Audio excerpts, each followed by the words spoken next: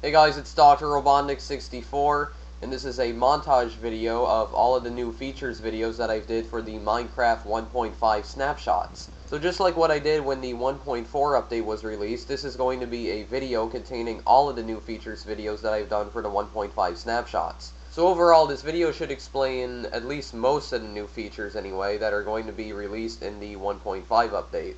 And just like the 1.4 snapshots montage video, there will be a little thing at the top of the screen telling you what snapshot I'm reviewing exactly, so yeah. So here we go then. Well, first of all, they added a new redstone related item called a redstone comparator. In order to craft it, you need 3 redstone torches, 3 blocks of stone, and nether quartz, which is actually a new item, but I'll get to it later on in the video. So put it in the crafting table in that fashion, and you get a redstone comparator. Now, it's kind of hard to explain what the redstone comparator actually does because it is kind of complex, but as you can see, it does sort of look like a redstone repeater. So what I think I'm going to do in order to actually explain this to you, I'm actually going to use something that was actually posted on the Minecraft wiki about the redstone comparator. So that's basically how I'm going to do this. I'm basically going to quote it from there, so yeah. So basically, the redstone comparator has 2 inputs, one from the back, which is signal A, and one from the side, which is signal B. And if signal B is stronger than signal A, there will be no output. Now, this small build right here, which credit goes to Doniclus for actually building this was not my idea, but credit goes to him for building it. But basically, in this contraption right here, signal B is stronger than signal A, therefore there is no output in signal C. And as you can see, I've also placed signs telling you what the signals are exactly, so yeah.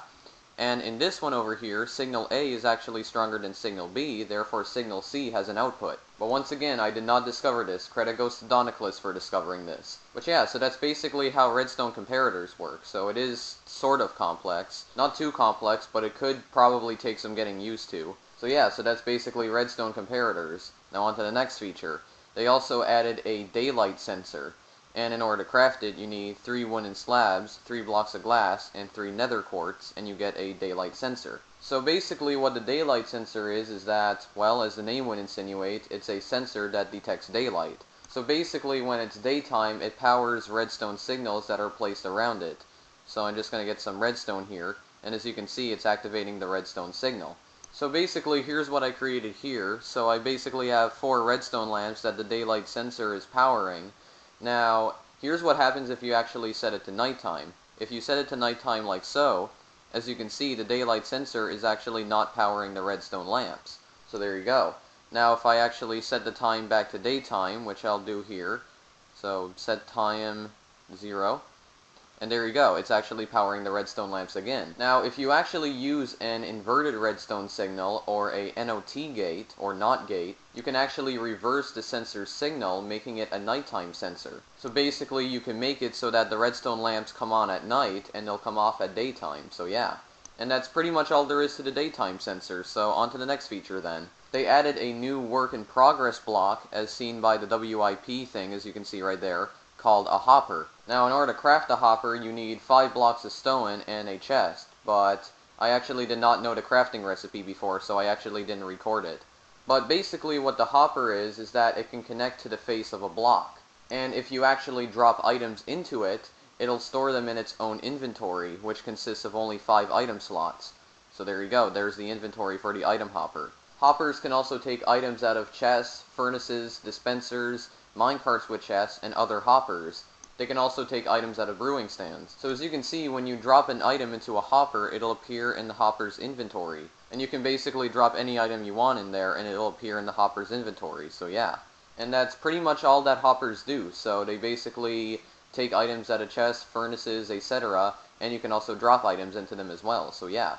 They added a new type of chest called a trap chest.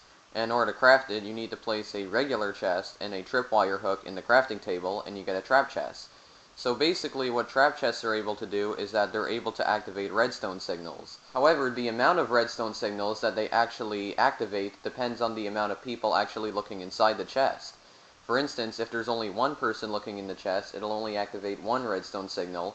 If there's 2 people looking inside, it'll activate 2 redstone signals, and so on.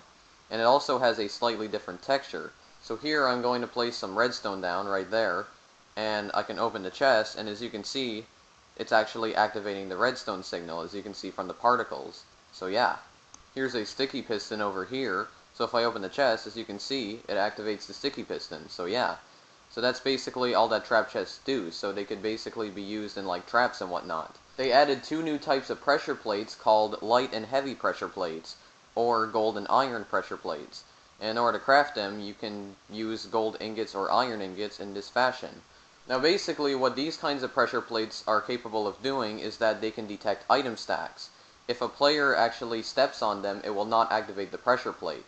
So the only way that these pressure plates can be activated is if you drop an item on them. Now these pressure plates can activate redstone signals, but the amount of redstone signals that it actually activates depends on how many items are actually on the pressure plate. The maximum amount of redstone signals they can activate is 15, like usual, but they require a certain amount of items on them in order to do so. So I'm just basically throwing some items down on this pressure plate, and as you can see, it's actually activating more redstone signals as I drop more items on it. The gold pressure plate, or the light pressure plate, reaches full strength at 60 items, and there you go, as you can see, it activated the sticky piston all the way over there. But the heavy pressure plate only reaches its full strength at 600 items. So here I'm going to drop a stack of items on the heavy pressure plate. And that's already 64 items, but as you can see, it's only activating about 2 redstone signals. So I'm still dropping stacks of items on the heavy pressure plate. Get rid of these 2 stacks right here. So that's actually a total of 320 items, but as you can see, it's still not enough to activate the sticky piston. So yeah, that's basically what the light and heavy pressure plates do. They also added blocks of redstone into the game. In order to craft them, you need to place 9 redstone in the crafting table in that fashion, and you get a block of redstone. Now, unlike the other storage blocks, which are mainly for decoration purposes and don't really have any special properties, the block of redstone does have a special property. It can actually activate redstone signals. So here I have some sticky pistons with blocks of redstone on them. Now, if I actually place the block of redstone in the middle, like so, as you can see, it actually activates the sticky pistons. So as you can see, it's activating the redstone signal. So yeah, that's basically what blocks of redstone could be used for. So they could be used in certain redstone mechanisms. So as you can see, they actually activate the redstone. Now, along with adding some new redstone stuff into Minecraft, they also added some new stuff to the nether as well. For instance, they added a new ore called nether quartz ore. And that's actually the nether quartz ore right there, as you just saw. So I'm basically going to mine it here. That's where you can obtain nether quartz. So there you go. You got some nether quartz. And apparently you also earn experience points for mining this ore as well. Now the nether quartz ore actually looks different from all of the ores because it almost seems to have like strips of nether quartz on it, compared to the other ores which just have dots on them. And as I said earlier, nether quartz can be used for crafting the redstone comparator and the daylight sensor, so yeah. And that's basically all there is to the nether quartz ore. Netherrack can now be smelted in furnaces, and it creates a new item called nether bricks. And nether bricks are now used to craft nether brick blocks. So basically what they are is that they're like normal bricks, except, well, they're nether bricks. So here I'm smelting netherrack, and there you go, you get a nether brick. So there's what it looks like basically. So it looks like a normal brick, except, well, much darker. So now, in order to craft nether brick blocks, you need to put 4 nether bricks in this fashion in the crafting table, and you get a nether brick block. So yeah. They made even more improvements to inventory management. Apparently, left-clicking and right-clicking at the same time and dragging an item actually splits the items across the boxes that you actually dragged over. So there you go. So I'm left-clicking and right-clicking and dragging the item, and as you can see, it's splitting all the coal over the boxes. So now, if I actually double-click on one of the coal stacks, it will actually stack all of the coal together. So I'm going to double-click on one of the stacks, and there you go, it all goes into just one stack. So yeah, even easier ways to manage your inventory now. Now I actually noticed something about this as well. When you're left-clicking and right-clicking and dragging the item, as you can see, the counter, like how much items there are in the stack, apparently turns yellow. I'm not really sure why that is, but I don't know. Well, first of all, a major change in this snapshot is that the game now uses a new texture format. Instead of the textures for blocks and items being loaded from a sprite sheet, all blocks and items in Minecraft now have individual folders for their textures. And in these folders, you can find the files for all of the textures for the blocks in the game. Now the reason they changed the texture format is to make it easier for Mojang to support custom items and blocks in the future. And you can read more about the new texture format on the Minecraft wiki on the texture packs page, which I'll link to you in the description of this video, so yeah. The next feature is that they've apparently improved the aim for skeletons. So apparently it's easier for them to shoot you now, or basically they have a better aim. I highly doubt that though, because some of the arrows still actually miss me. And that's pretty much all there is to that. Another feature that's been added in this snapshot is that they made improvements to naming containers and mob spawning eggs. So if you rename a mob spawning egg by using an anvil, it'll apparently apply a new name to the mob that it spawns. It's not really obvious at all because their name doesn't actually appear like when you spawn it, but I guess the game just identifies it as the new name for the mob, so that's what I'm guessing anyway. As you can see here, spawn a horrible green monster.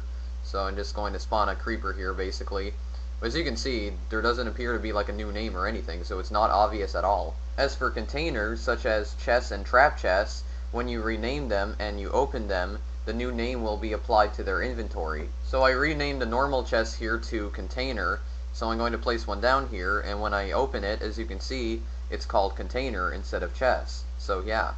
And then I can put the trap chest down, and apparently the game is lagging. It's a trap. So there you go. Now speaking of trap chests, they've also made some improvements to trap chests.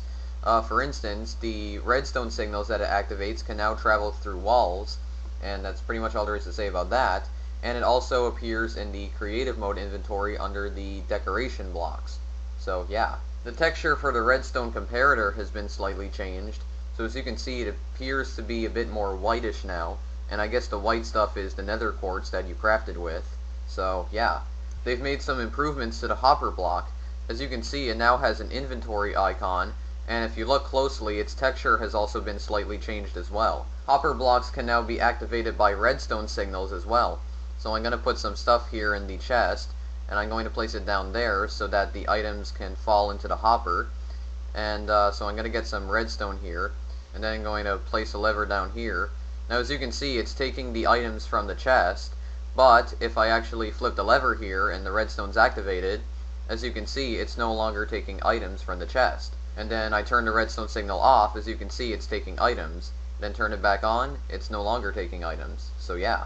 So basically, when a hopper is activated by a redstone signal, it's technically deactivated because it's no longer taking blocks from things such as chests or dispensers and whatnot. So yeah. The crafting recipe for hoppers has also been changed as well. You now need to use iron ingots in order to craft it, and there you get a hopper. They've also added quartz blocks into the game, and in order to craft them, you have to place 4 nether quartz crystals. They're apparently supposed to be crystals in the crafting table in that fashion, and you get a block of quartz. And here's basically what it looks like.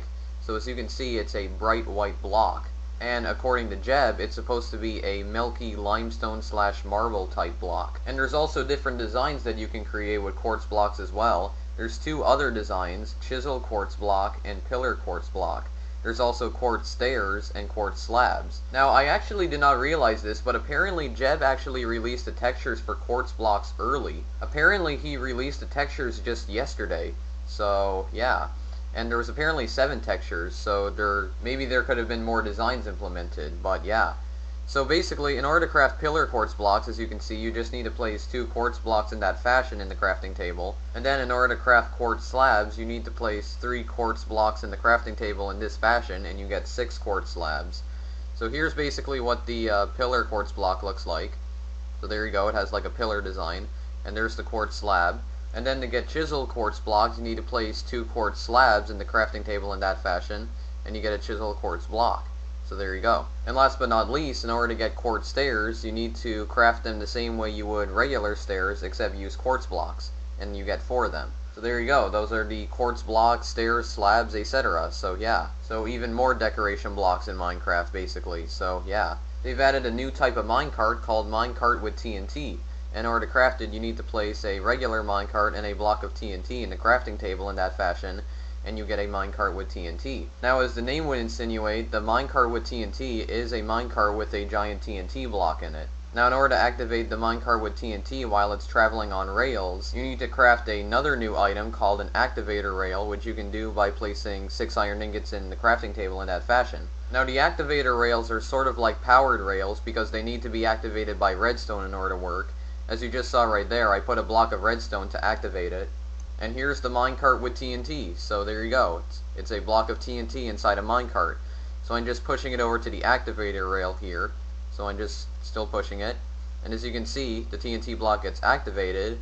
and then it explodes. So there you go. Now, you can actually use powered rails as well in order to detonate them, but apparently it's supposed to be a bug. But you could still try anyway. Now, you can also detonate it by derailing it. So as you can see, I actually pushed it back there, and it actually exploded. And when it derails, the explosion is actually more violent. So yeah. So here's another one, and I'm going to push it off the track as well. So I'm just pushing it there, and as you can see, it explodes. So yeah.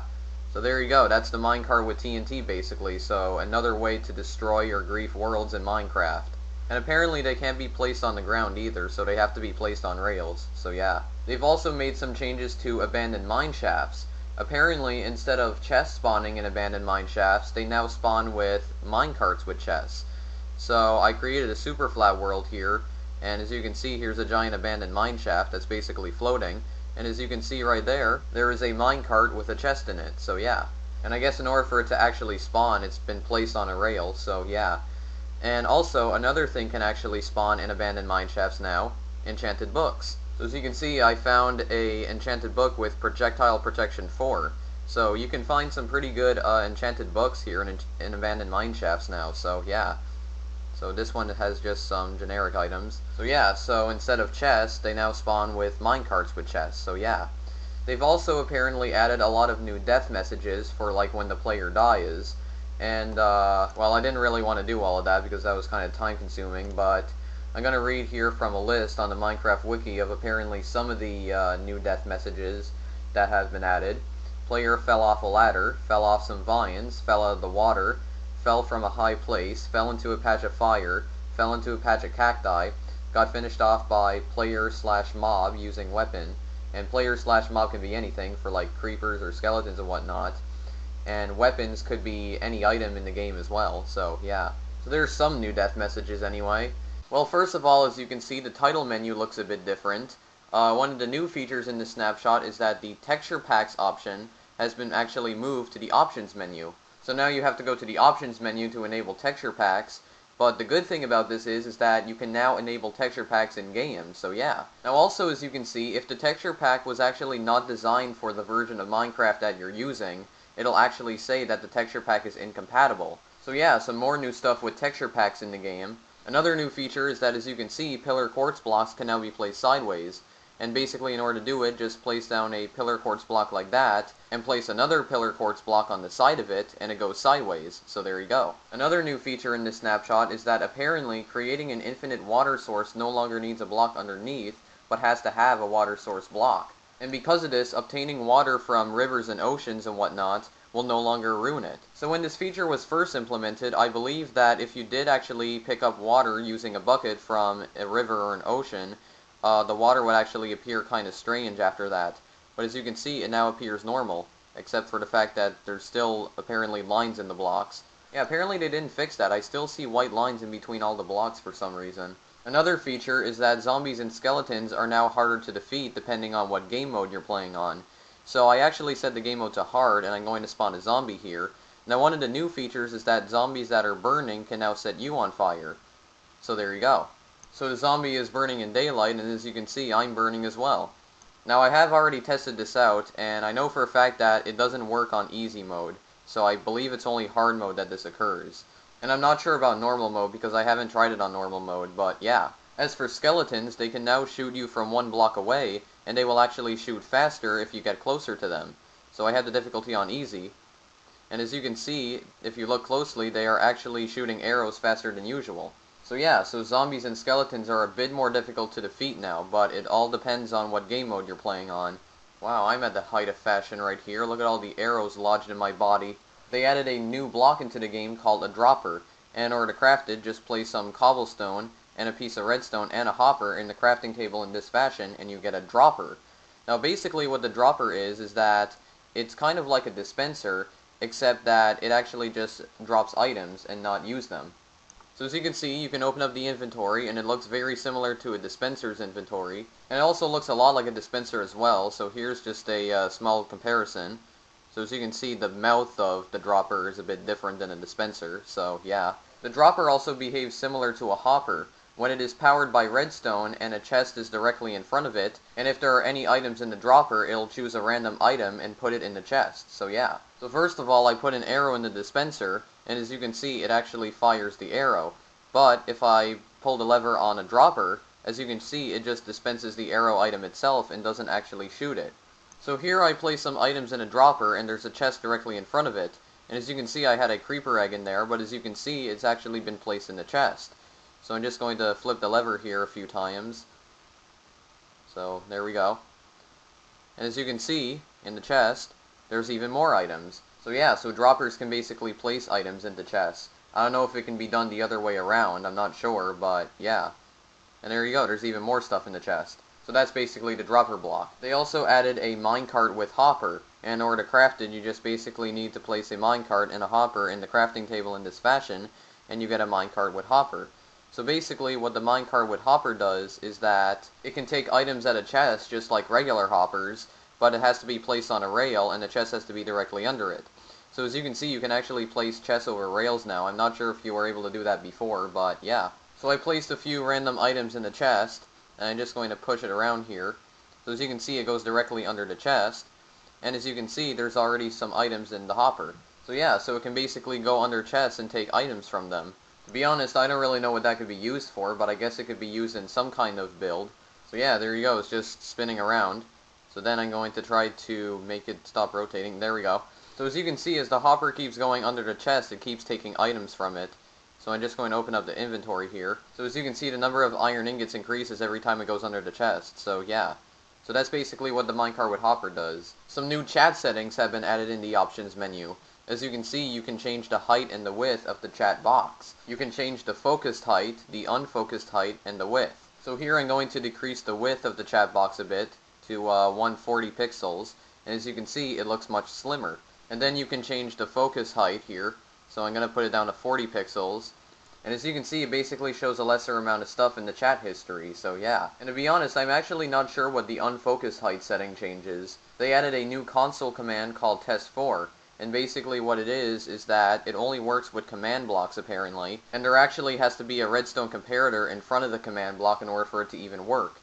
Now as you can see, it says test 4 is only usable by command block with analog output. And you actually have to set the console command for the command block itself. So you have to open up the command block's interface and put test 4 in it. And basically what the command is used for is that it's used to check whether a certain player is online or not.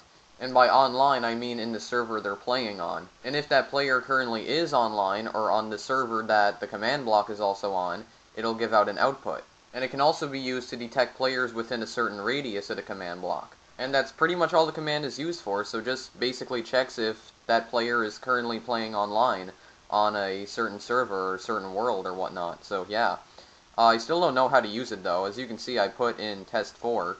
But any attempt that I've done to make this work have been unsuccessful, so I really don't know how to even use this, so yeah. So first of all, they've made improvements to bone meal. When using it on things such as seeds or saplings, it'll no longer provide instant growth. Instead, it'll advance the growth in the seed or sapling by 1 stage per use. And it also gives off a particle effect now when you use it. So here I'm going to use it on some seeds here. So as you can see, a green particle effect is given off, similar to the particle effect that appears when you trade with villagers. And as you can see, each time I use it, it grows by just a little bit. And as you can see, it's now fully growing. As for saplings, you now have to use bone meal on it twice before it actually grows into a tree. So I already used it, but as you can see, nothing happened, and then I use it again, and there you go. If you use it on grass blocks though, it'll still behave as it used to. It will still grow grass and flowers and whatnot. The next feature is that mobs are now scared of minecart tracks. Now this is actually a feature I'm not very sure of because I don't even know if it even works or not. But as you can see, I have some mobs on minecart tracks, and the creeper appears to be walking away from it, and walking quite a long distance away as well. And so does the cow, but I'm really not sure though. I don't know if they're only afraid of like certain minecart tracks, but yeah, this is a feature I'm not really sure of. They added a new command called scoreboard. And basically what it does is that it allows you to add objectives that you can complete. So here's basically how to add it. It's actually kind of complex. As you can see, you have to put scoreboard, objectives, add, and then the name of the objective, and then the criteria type. And as you can see down below, these are the valid types of criteria. player kill count, total kill count, dummy, and death count. So after you put the criteria type in, you just have to put the display name in, which I think might be optional, the display name. And as you can see, added new objective kill count successfully, but then you need to put scoreboard objectives set display sidebar kill count. So it'll display the objective in the sidebar. However, the objective does not display until you actually kill a mob, because that's what it's set to for. Now this command is not 100% complete at the moment, so it'll probably be able to do more stuff maybe in the future sometime, so yeah. The next feature is that a renamed mob will now show their new name above their heads. So as you can see, a horrible green monster, the creeper. Now the new name will only appear above their heads when you're in a certain radius from them. As you can see, the name's disappeared and it's reappeared, so there you go. That's basically all there is to that. Now also, in creative mode, you can now hit mobs from a bit farther away, about 4 blocks or so. So as you can see, I'm hitting the creeper from all the way over here. And also, as you can see, there's the scoreboard thing. So that's the objective, so as you can see, it doesn't appear until you actually kill a mob, like I said. So yeah, so you can hit mobs and players farther away in creative mode now. However, survival and adventure mode still have their original range for hitting mobs and players, so yeah.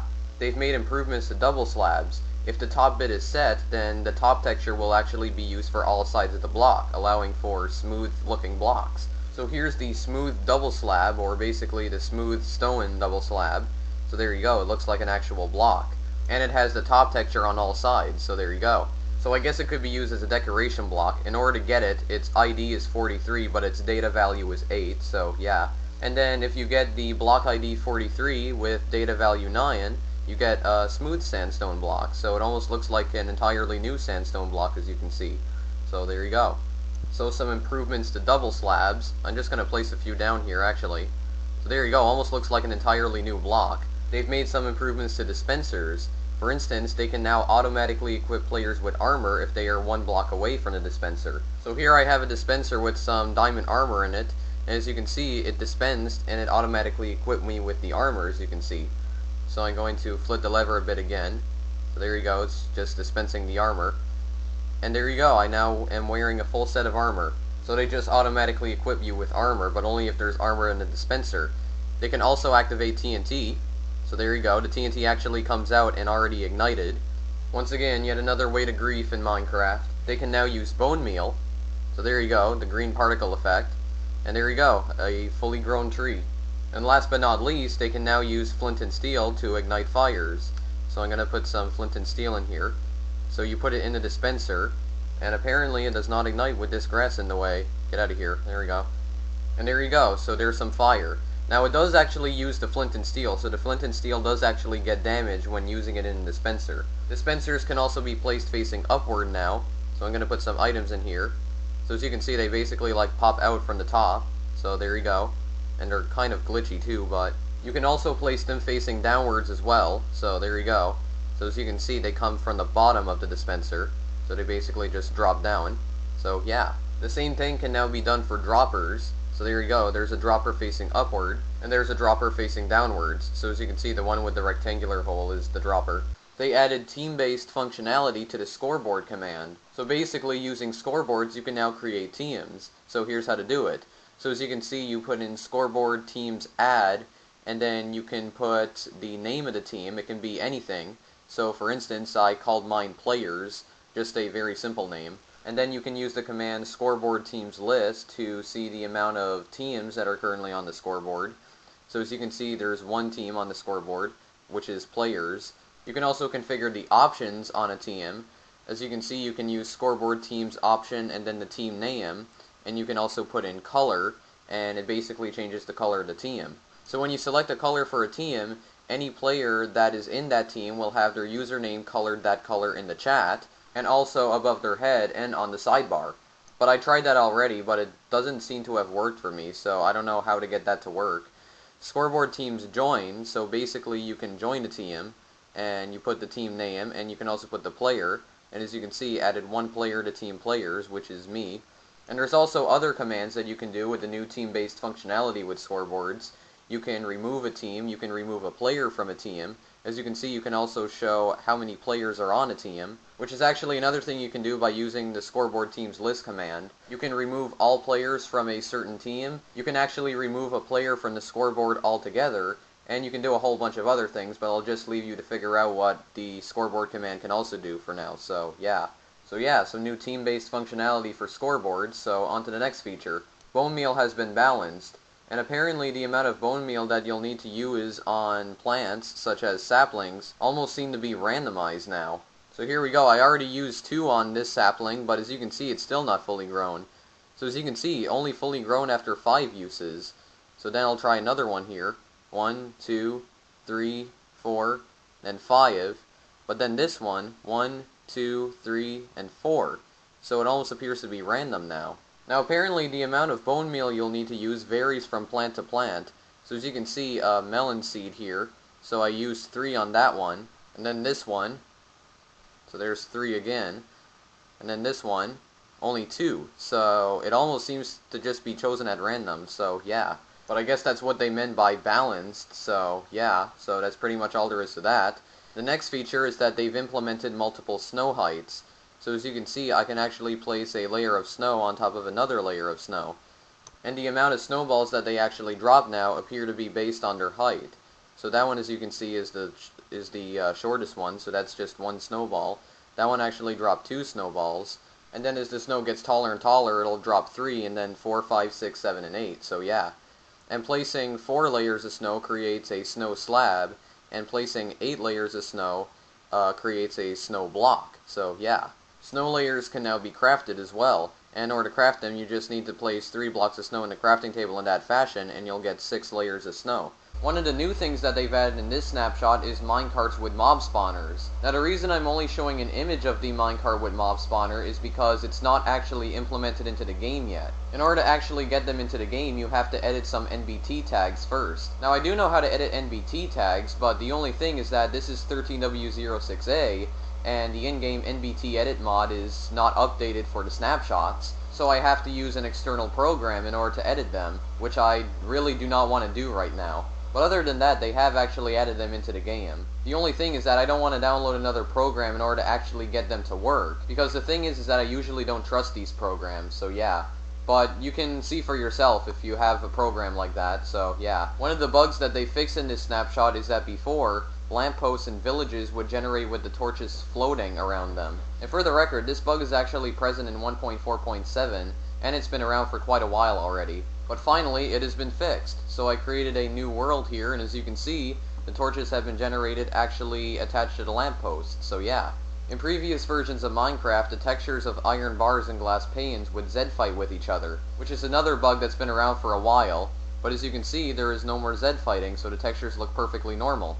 Baby mobs collision boxes, including baby villagers, were too large. For a long time now, pretty much ever since they were added into the game, baby villagers were treated by the game to be the same height as an adult villager, and therefore could not fit in spaces that were 1.5 blocks tall.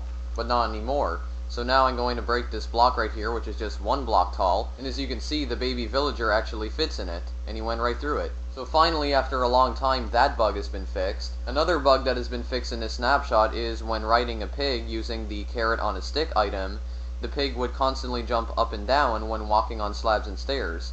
So I'm walking on some slabs here, and as you can see, the pig is not jumping up and down. So he's just walking across it. So there you go. Now apparently they've also improved the lighting in the game.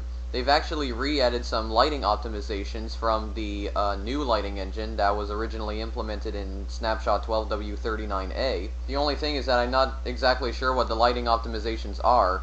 I have actually noticed though, the new lighting engine made it so that furnaces could not light up blocks behind them, but apparently they haven't re-added that optimization in this snapshot, so it still lights up blocks behind it. They made some more optimizations to lighting. The falling sand NBT tag can now be used on tile entities such as chests. Well, the first thing that they've added is that mobs can now ride mobs that ride other mobs or vehicles. Or simply put, mobs like pigs can now ride other mobs like spider jockeys, basically creating a spider pig jockey. Now the only thing is that I'm not sure how to actually make them ride other mobs, so I wasn't able to record it because I didn't know how to do it, so this is another feature that you'll just have to see for yourself, pretty much. Another feature that was added in this snapshot is that if you're riding a mob or a vehicle and you log out, you will keep it.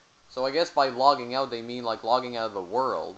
So I actually logged out of the world while in a minecart, and as you can see I'm still in the minecart. Although I can't exactly remember if before, if you were to log out of a world, you would get thrown out of the minecart. I don't remember that. But I guess that's the case, so yeah. They also made some changes to creating texture packs. In order to create animated blocks and items, the animated block and item has to have the animation definition now. Before 13W09A it was optional, but now it's required. So once again, some more changes to texture packs in the game. Now actually, I think there's a bug with the texture packs. As you can see, the descriptions of the texture packs are all messed up here for some reason. So yeah, I have no idea what the heck happened here, but apparently somebody did actually submit it to the Minecraft issue tracker, so apparently it is a bug. Although the weird thing is that this texture pack, as you can see right here, it doesn't seem to be messed up at all. The text seems to be fine.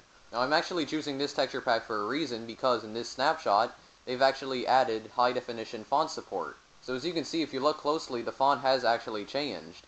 Instead of a 16x font, it's now in a 64x font. So no longer will you need to use programs like MC Patcher in order to get high definition fonts to work. They've added a minimum setting to smooth lighting. So as you can see, I have smooth lighting turned off right now, but as you can see, I have it set to minimum now. So I'm just going to go back to video settings. So as you can see, it actually says minimum. Now I did actually try doing a comparison right here with minimum and maximum, but there doesn't seem to be much of a difference, to be honest. So yeah, I can't really see the difference between the minimum and maximum settings. And the maximum settings is basically the on setting.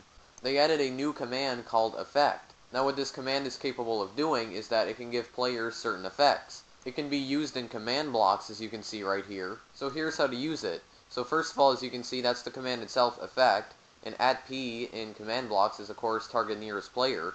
But the one right here is the ID number of the effect. And if you use a different ID number, it'll give you a different effect. The 10 right here is the duration of the effect in seconds. So you can edit this number to change how long the effect will last on the player. And then the third number right here is to configure the strength of the effect. So this number will determine how strong the effect will be on the player. So after you've configured the command, here's what it can do. So I can click this button, and as you can see, it's given me a speed effect. So as you can see down below, given speed ID 1 to Dr. Robotnik 64 for 10 seconds. Now if the ID is set to 1, it will always give you the speed effect. But then you can set it to 2, as you can see, and then I can click the button again here, and this time it gives me a slowness effect for 10 seconds.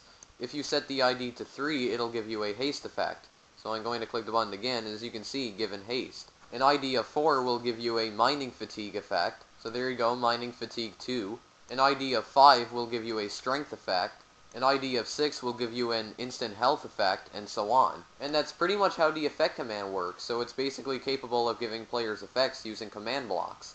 Now I'm not exactly sure if the command can only be used in command blocks, but I find that it works best if you do use it in command blocks. A notable change is that dispensers and droppers will now only fire once when they receive a redstone signal.